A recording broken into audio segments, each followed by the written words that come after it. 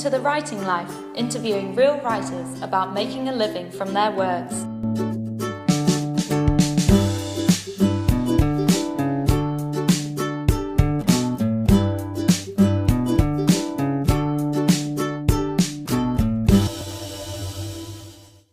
Hi, welcome to The Writing Life. We are here today with Gabriella Campbell, who is a successful writer in Spanish. Thank you very much. Thank you.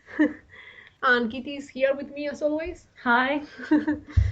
First, you're gonna read the story, maybe just half of it. Okay, so I read that now and the rest at the end. Okay. It took Darla some time to realize she was a muse. The earliest she could recall was back when she was 5, too young to understand her part in events. It was in kindergarten with her friend Jose. Jose liked to draw houses, and Darla sat by his side and watched him working on his pointy roofs and asymmetrical windows. But then Jose's hand moved in unexpected ways, and lace curtains appeared, followed by naked brick walls, a carved wooden porch, and beautiful blue tiles that ran round the lower part of the building. Their teacher hung the drawing on the classroom wall and showed it to the artist's parents. She predicted a splendid future for the boy, life as a bohemian and unemployed painter. With Darla around, Jose's fingers were agile and quick, just like that lucid feeling you get when you're about to fall asleep and all the complicated things in life seem easy. It did take her years to make the connection, though. She went to the tryouts for the school choir with her friend Mercedes. One would think that Mercedes had been possessed by angels. As soon as Sister Maria asked her to sing Pangelingua, nothing but celestial sounds would exit her mouth. On that special day, Mercedes' voice was made of honey and glass, and Darla, who didn't even make it to the second round, became suspicious. All was confirmed just a short week later. Darla decided to make a thorough analysis of her inspirational abilities. She cheered her local football team with enthusiasm. The team never lost a match with her in the grandstand. They played as if their legs were not their own, just like in that red shoe fairy tale. She also convinced her cousin Fede, the family clown, to enter a stand-up competition. With her in the room, Fede hardly had to speak for the audience to burst out laughing. And whenever she was in the kitchen, her mother's food tasted like heaven. This strange ability confused Darla for quite some time. Her own athletic skills were poor. Her sense of humor was peculiar, nobody seemed to understand it. And every time she tried to cook, the food turned out salty, burnt, or raw. So she resigned herself to her role. At university, she surrounded herself with artists, writers, and actors. She had launched their careers just by spending time with them. She had far too many lovers who were painters. It wasn't clear if they knew of her powers, but they clung to her, as if it were a matter of life or death. Maybe it was. At the end, they always left her. They believed their success came from their own talent and perseverance. Brilliant, thank you. Thank you, yeah. So you started publishing poetry, but you recently have turned into prose. Why? Well, that's a very good question, actually. I'm not too sure of it myself. I've always been more attracted to poetry as a writer, but as a reader, I've always been, in love with novels. And I think it was kind of a natural progression for me. I wanted to try to put my poetic experience into prose. It was a challenge. And somehow the poetry just kind of started to turn into something a bit more of a narrative, and that, that went to short stories, very short stories, then longer stories, and finally you get into novels. So you studied comparative literature at university. Did that help you when you were transitioning between poetry and prose? Definitely. I'd say that my degree really influenced everything I did. I mean, the study of theory of literature gives you a perspective that I think is really incredible. It's really helpful to understand how narrative works. I was totally in love with narratology in general, still am. And when we started studying patterns in narrative, I was totally fascinated. And how, I thought it was so clever how all these writers could use these characters in these situations and these different narrative lines to do whatever they wanted with the reader, really. And that effect was a bit different to poetry, because I always had a very public relation with poetry in the sense that I would go to recitals and I would do a lot of readings, whilst working on prose is more of a private affair, really. So it did change my perspective quite a bit. And apart from that, apart from being a poet and a prose writer, you also co-founded a publishing house. Yes. How was the process? It was a brilliant experience. I mean, there's a lot I regret, but it did start in university as well. Obviously, you're surrounded with people who are young and passionate about what they do and what they love. But what I didn't like was the theoretical aspects of it all. I wanted to do something practical. I wanted to get out there and try it out for myself. So I started out with some friends. We had a website back in the days when nobody had websites which were for writing. And we published online, and it was quite well known. It was quite successful because there wasn't really anything out there. And then of course everybody started doing it, and it wasn't as exciting anymore. And from then we went on to actual publishing in paper. My colleague and I were both huge fantasy and science fiction fans, so we wanted to have a line of books that focused on science fiction and fantasy writers who were Spanish, or at least Spanish speakers, because there wasn't really that much out there at the time. There's a lot more now. And in that kind of job, I guess you dealt with lots of writers. Was this challenging? Like, did it teach you things as an author? Yes, it taught me in many ways how I didn't want to behave with publishers. Because we started out with, as I said, with science fiction and fantasy writers, and it was a wonderful experience because they were all just lovely to work with. But then we started working with a self-publishing line because there was just no money in science fiction and fantasy, and we had nothing to eat, basically. So we started helping co-editing and helping other authors to realize their books and bring them into being, as it were. And that was quite a different experience, because there you're not dealing with so much with the writer, you're dealing with the customer. Some of these people were quite bitter because their experience with the publishing industry had been pretty awful, and that's why they'd gone into vanity publishing. And some of them weren't the great to work with. There were some fantastic people as well, but in general, I think it was very enlightening. It taught me a lot about the publishing process, how unfair it is to authors in many ways, but it also taught me that it's also very unfair to publishers, and that it's definitely a cutthroat business. You recently self-published your collection of short stories with Amazon. Do you think that your experience in the publishing world influenced that decision, or what made you pick that rather than traditional? I think there's a problem that since I've been a publisher, I've become a bit of a control freak when it comes to publishing, in the sense that I want to do everything. I don't want to leave stuff like layout or spell correction or editing in other people's hands, even design. So in a way, I said I prefer to do it, maybe not as well, but at least if anything goes wrong, it's my responsibility, not somebody else's. I've published with publishing houses as well, and I've had good and bad experiences, but I've always felt very impatient with the fact that I couldn't have control on knowing how sales went, how the book was moving, and whenever I had some type of promotion or publicity output, then I really had no way of knowing if it was working. So this short story book is a way of me finally trying to get into marketing and seeing how it works for the indie author, which has been a really interesting experience, I have to say. And speaking of marketing yourself, you're very active on social media, Facebook, Twitter, you have a blog. Do you find that a useful way to promote your new collection? I think right now it's the only way, at least for me. Either you have a huge publishing house behind you with very efficient promotion, or that's the way you have to do it. I do have a lot of movement on social media, especially Twitter and Facebook, and my blog is definitely growing. I think it's quite well known right now, but the conversion to sales isn't really as big as you'd think. I'm sure that in the American market, the equivalent would have been a lot more profitable for me, maybe even in the UK. But unfortunately, I think Spain is still very anchored to the paper book, to the physical book, and ebooks are a bit of a different story, even though I love them. And for me, they're the easiest way to publish a book and to share my writing. So between, for example, Facebook and Twitter, what do you think is more useful for an author who wants to promote himself or herself?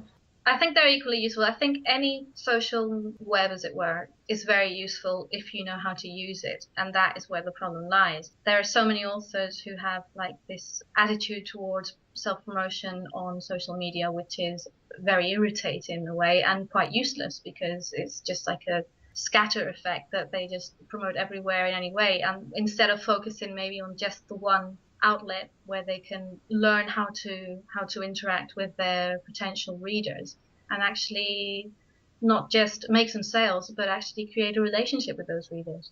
And speaking of being focused, Inez tells me that you've been writing a minimum of 200 words per day for more than 2 years now, which, as an aspiring writer myself, I find very enviable. How do you motivate yourself to do that?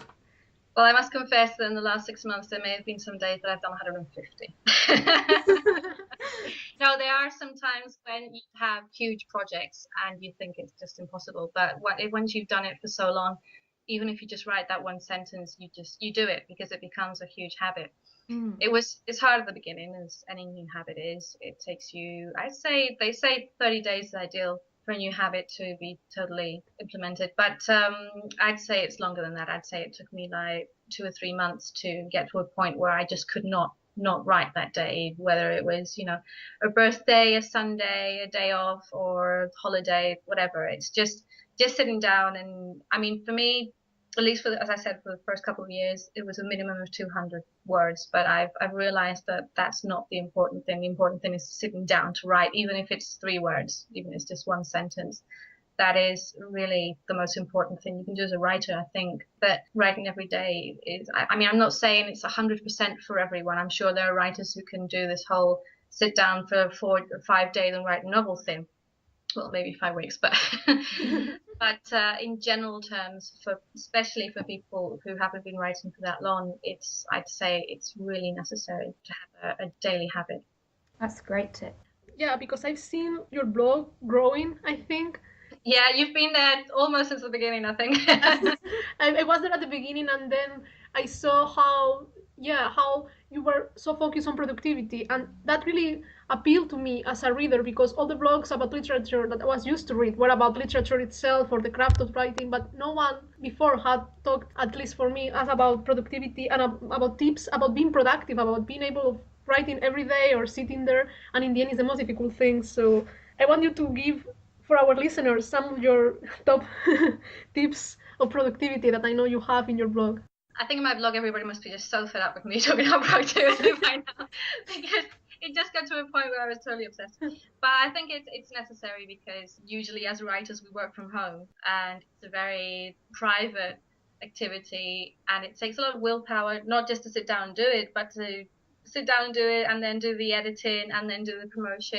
I mean, there's this saying out there that in marketing that to market a product properly, you have to give it 80% of the time and 20% for creation. I think that's a bit much, but I definitely say it takes 50-50. And of course, this use of your time, especially if you're working, if you have a family, if you have other activities, which most people do because you usually can't live off just fiction, then you need a certain set of rules.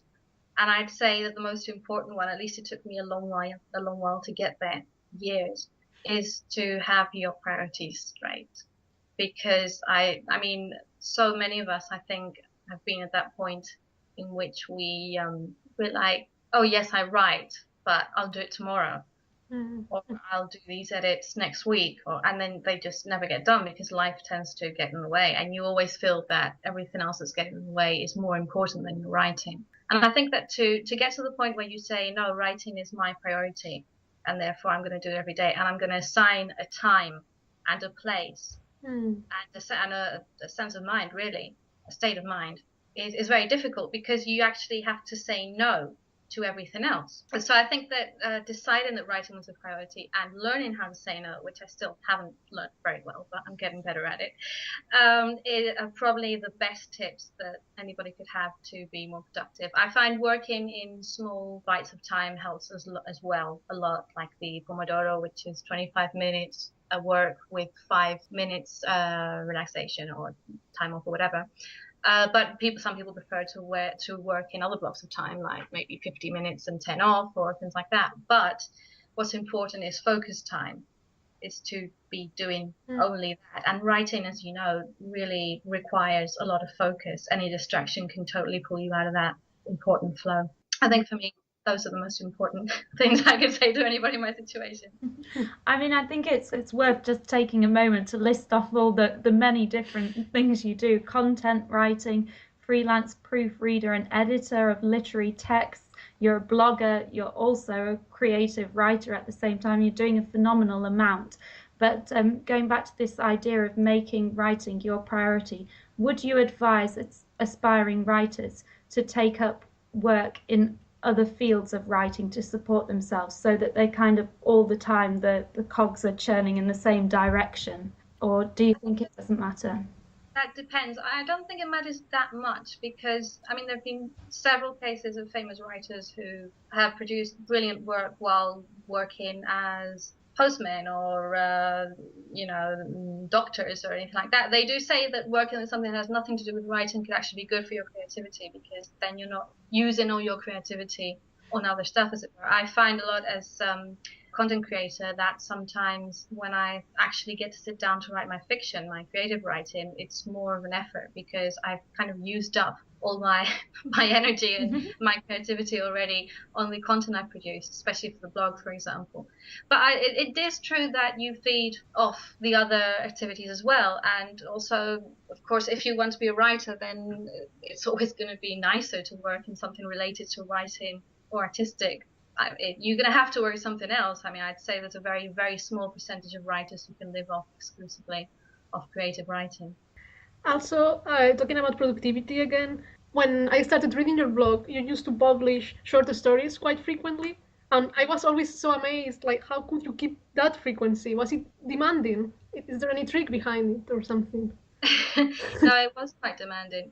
I generally I think I have a problem that I think many people have, which is that I tend to go in cycles, in the sense that I have huge bursts of energy maybe during a week or two, and then I have a week or two and I'm like, oh, I can't do anything. So I sometimes that happens, that you feel like you can do everything in the world and you start like writing daily stories and things like that. So it's not something that I could put up with. And also it got to a point where I wanted to keep those stories for myself, because I felt that in a book they would actually have more of a response. Publishing on a blog, especially back then when my blog wasn't as popular and I didn't have as much interaction with readers, I felt it was a bit of a waste of time. I mean, I'm sure that some people appreciated it, but I thought, why have it on here when I can make a book out of all of them and all the other stories I had, and make it a bit more of a product that I could get more people interested in. But now that your blog is more famous, would you consider publishing again short fiction or? On the blog, you mean? Yeah. I would, but not right now, because I have other priorities, and it's hard enough to keep up with everything as it is. So it's not something that I see in the short future. Apart from the fact that my articles are becoming more and more fiction themselves, and more like stories in themselves. It's kind of a style they're turning into. So I don't think that I would do that.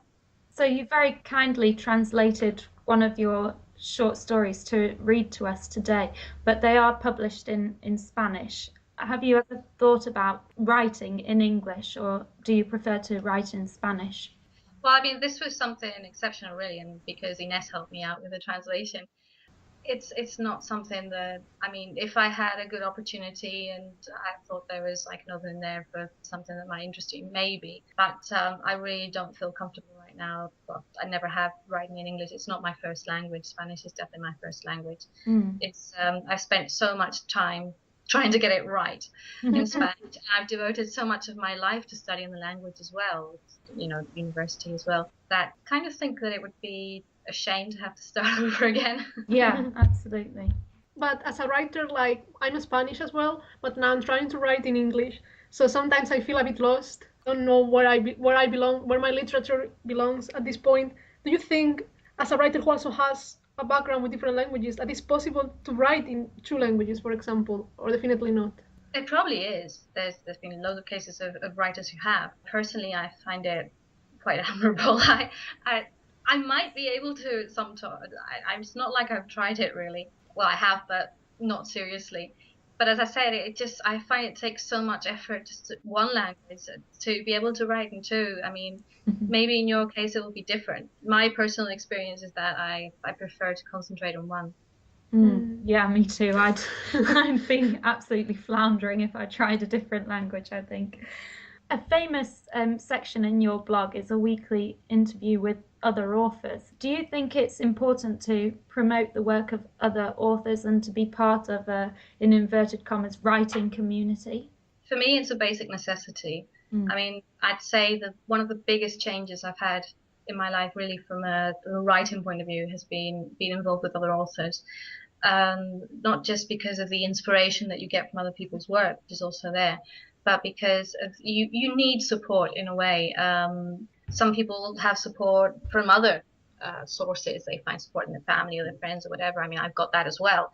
But it's different. Only writers know what you're going through. Only writers can understand that.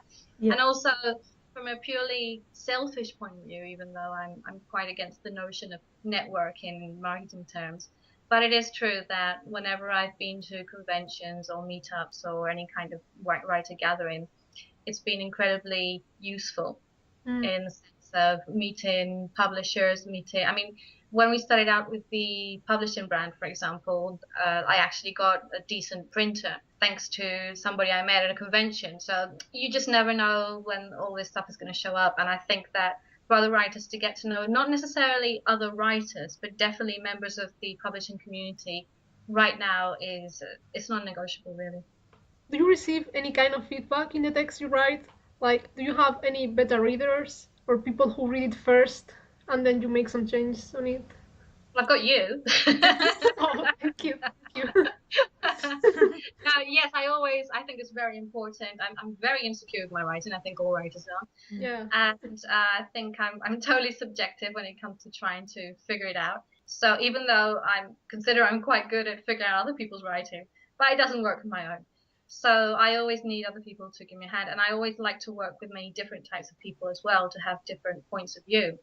I mean, as you know, with the ebook, with the short stories, I had 15 people actually reading it just to have all these different points of view from different people from all different countries as well, because some of them were South American. And of course, then I have two people that are my basic readers who I trust totally. One is another science fiction writer who I published ages ago, and we have a very good relationship. And the other is my partner, who I also wrote a novel with. And it's a very special relationship. He's also like my favorite writer. So, so I always find that he gives very good advice.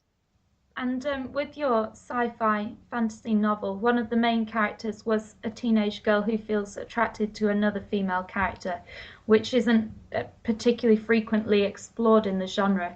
In that situation, when you get feedback from people that it's controversial, it might not be well received, do you mind that, or do you think it's important to break down those kind of barriers? I really like that you asked that question, because it's a question that nobody's asking me, and I find it quite surprising.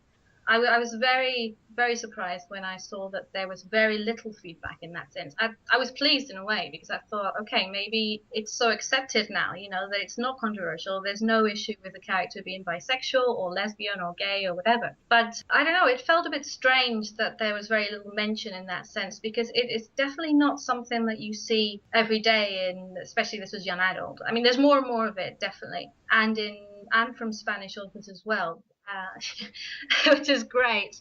But I think that the fact that there is because there's been so many of us who have little by little, tried, and we've put in, even if it's just secondary characters, and I mean, in this case, it was one of the main characters. But little by little, there has been a path that has been opening, at least in Spanish literature. I think maybe, I don't know whether in the UK and the US it's different, but that there is more and more. And I, as I said, I was surprised, but I was also pleased, because I have a feeling that maybe it's either considered so normal so accepted now that it's no controversy at all. Or maybe the people who did find it uncomfortable felt it was too politically incorrect to bring up. I mean, who knows? Maybe, of course, not everybody likes your novel, so you always wonder, maybe there were people who didn't like your novel because that made them uncomfortable, but they're afraid to say so out loud, which is a shame, because people should be allowed to express their opinions as well. But I'll never know. But I also noticed, as well, in your collection of short stories, like your characters, they have all sort of branch of sexuality, for example. And for me, I mean, that was surprising. It was like a fresh air, as saying, because in Spanish literature, it's not often that you find that sort of characters. So I was just wondering, like, if you somehow feel your writing has to be socially engaged as well, or it's just the story comes that way, you know, like this character feels attracted to people to the same sex just because the story is that way. I don't intentionally do it as a social commentary or anything like that. There is some veiled social criticism veiled in the stories, especially in one of them. Some people have actually commented, "Oh, I the one thing I don't like about your work is that there's no criticism. Science fiction, fantasy should be about social commentary," which I think is stupid, because why can't science fiction and fantasy just be for fun, or just be beautiful, or just be fiction, the same way that other genres aren't expected to be socially critical or anything, or anything like that. For me, it's a natural thing. I've always seen sexuality as something very fluid, and I just find straight relationships in fiction very boring. Maybe because there's so many of them. Oh, yeah. I remember growing up, and there is no strong alternative sexuality characters. Not just alternative sexuality, but intergender, intersex, that kind of thing. There was very little of that. And so I find that when I do write love, and when I write sex, and when I write anything that's related to those two concepts, that I tend to not try, but I tend to end up with characters who aren't actually your usual lovers. So, tell us what your next big literary project is. What's coming up next for you? Well, there's a lot. Sorry, bit of a jump there. No, I have this really bad habit, which is I write a lot, and I hate editing, so I end up with a lot of stuff to edit and a lot of stuff that takes a long while to come out, because I'm also a horrible perfectionist, so it takes me ages to get something ready for publishing. Right now I'm working on an actual non-fiction book, a book which is intended for writers, which is more geared towards readers of my blog, who have more of a need, especially focused on the editing part, because as a copy editor and so on, there's lots of things that you find stand out in other people's writing, and they're not that difficult to fix, and that if people knew them, then they could make a lot more out of their editing. So that's what that's something that's not going to take very long. I'm finishing that right now. And then I've got a novel finished that I'm also editing, young adult, which will, I hope, be making the rounds before the year is over. We'll see about that.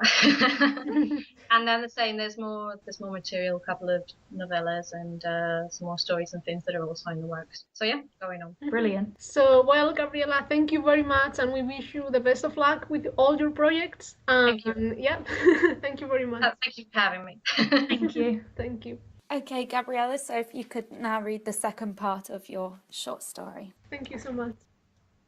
Until she met Helena. She didn't find her for her talent, as Helena was not fond of arty circles, and no one knew her name at literary gatherings. She worked as an assistant at a clothes shop, and was apparently quite dull. She had no obvious skills or ambitions, apart from luring Darla into her small single bed. She had no obsessions other than recording all her favourite afternoon shows. For the very first time, Darla felt she was loved for who she truly was, not for all the successful painters, inventors, sculptors, and sinners she seemed to have created. Helena was a boring person who loved routine, and Darla appreciated that enormously. Life with her was easy. No exhibitions in New York, no TV interviews, no flattering and jealous comments that were never aimed at Darla. Life with Helena was simple. They went to work, had lunch together, went back to work, had dinner, and then slept in each other's arms under a rose-patterned duvet. It was neither passionate nor extreme, but to Darla it was the most beautiful thing. The slow fire of those who lived happily ever after, nothing artistic, nothing creative, just the comfortable warmth of a quiet and affectionate life together. Nothing could be more perfect. So it was normal to be surprised if anything, however small, should interrupt the week's controlled routine. One Tuesday afternoon, Helena phoned Darla at work and asked her to come home immediately. There was something very important she had to show her, something she'd been working on for months. When Darla opened the living room door, it took her a while to fully understand what she was seeing. The first thing that entered her line of vision, the first thing she read, was the large red letters, painstakingly written on the wall. They said, "Darla Sanchez, will you marry me?" It would have been a wonderfully romantic proposal had it not been written in blood. The blood of 5 dead children from 6 to 10 years old, whose limbs, already rigid, were combined in artificial stances. Their dead bodies, nailed to the wall with mathematical precision, danced a severe waltz. Their arrangement, hand in hand, foot over foot, hair loose and open organs, depicted an awful yet harmonious assembly. These were mutilated, emptied, and deconstructed bodies, united in bizarre and nauseating beauty. In the middle of the room, barefoot on the carpet that had been a present from Darla's mother, Helena waited. She had her head down and a proud smile on her face. A smile that was also a bit off-center, a bit lost. Darla knew that smile.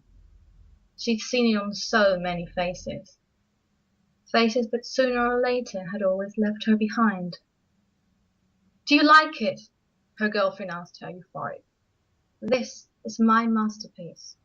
Helena looked at her with tenderness, uncontainable love. "I couldn't have done it without you."